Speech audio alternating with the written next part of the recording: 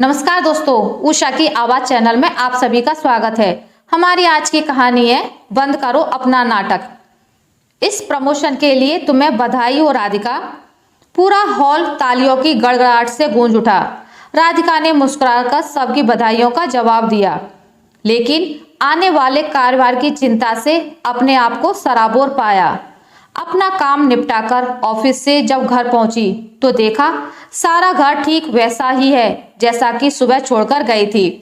सासू माँ अपनी हम उम्र सहेलियों में व्यस्त थी और बेटी की आया उसे संभालते संभालते पस्त हो गई थी।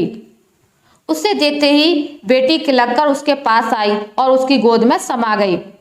राधिका का मन हुआ आज ही नौकरी छोड़ दे। क्यों अपनी बेटी को अपने आप से दूर रखे, क्यों उसे अपने प्रेम से वंचित रखे। लेकिन वह जानती थी कि उसकी नौकरी छोड़ने की बात करते ही घर में एक तूफान आ जाएगा। सासू माँ ने जैसे ही उसके हाथ में गुलदस्ते वगैरह देखा तो एक तिरछी नजर पूरे घर पर डाल व्यंग से मुस्कुरा उठी और दोबारा अपनी हम उम्र सखियों में व्यस्त हो गईं। लगभग 1 घंटे बाद मेहुल को घर आना था। राधिका ने 1 कप चाय पी और लग गई अपने घर की व्यवस्था को संभालने।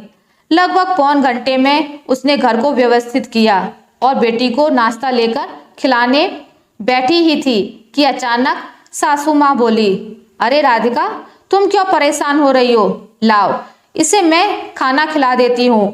तुम जाकर हाथ मुंह धोकर कपड़े बदल लो।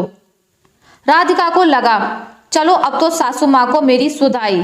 राधिका ने बेटी का खाना उनके हाथ में देते हुए राहत की सांस ली, लेकिन 15-20 मिनट बाद जब फ्रेश होकर बाहर आई तो देखा कि मेहुल अपनी बेटी को खाना खिला रहा है और सासू माँ उसके पास बैठी ना जाने क्या क्या बोल रही है। उसे समझ नहीं आया कि वह क्या करे।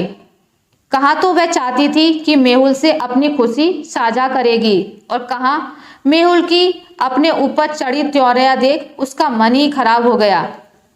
ऐसा आज नहीं हो रहा था, बल्कि कई बार इस स्थिति का सामना राधिका कर चुकी थी, लेकिन हर बार टाल जाती। पर आज कुछ ज्यादा ही व्यथित हो गई थी। मेहुल के हाथ से प्लेट लेकर उसने बेटी को खिलाना चाहा तो मेहुल ने उसका हाथ झटक दिया और एक कुटिल मुस्कान सासू माँ के चेहरे पर छा गई। राधिका ने जैसे तैसे रात का भोजन तैयार किया और बिना खाए ही आकर सो गई। सुबह फिर वही दिनचर्या थी और शाम वही आलम था। अब तो उसे तकलीफ भी कम होने लगी थी, लेकिन आज उसने निश्चय कर लिया था कि वह अपनी समस्या का समाधान अवश्य करेगी। आज फिर वही हुआ, लेकिन आज उसने सबसे पहले घर आकर अपने आप को व्यवस्थित किया और उसके बाद घर को व्यवस्थित किया।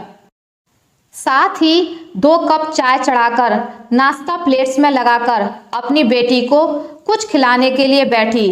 तभी अचानक सासू माँ ने फिर वही राग अलापा, लेकिन इस बार राधिका ने कहा, कोई बात नहीं माँ, मैं खिला दूंगी, आप चिंता ना करें।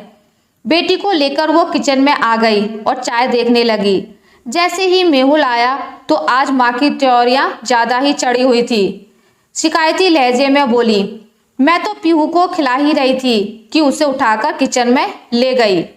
जैसे ही मेहुल उससे कुछ कहने को हुआ, राधिका झल्लाकर बोली, बस करो माँ, बंद करो अपना नाटक।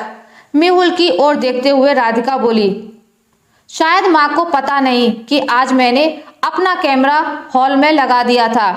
सच क्या है तुम खुद ही देख लो। माँ की शिकायत मैंने कभी तुमसे नहीं की, लेकिन आज मेरे बर्दाश्त की हद हो गई है। अब माँ के पास कहने को कुछ नहीं था। मेहुल भी चुपचाप अपने कमरे में चला गया। आशा करती हूँ आपको मेरी आज की कहानी अच्छी लगी होगी। अगर आपको मेरी कहानी अच्छी लगी है तो इसे लाइक करें, ज़्यादा से ज़्यादा शेयर करें और अगर आप मेरे चैनल पर नए हैं तो इसे सब्सक्राइब करना ना भूलें। मिलते हैं एक नई कहानी के साथ, तब तक के लिए नमस्कार।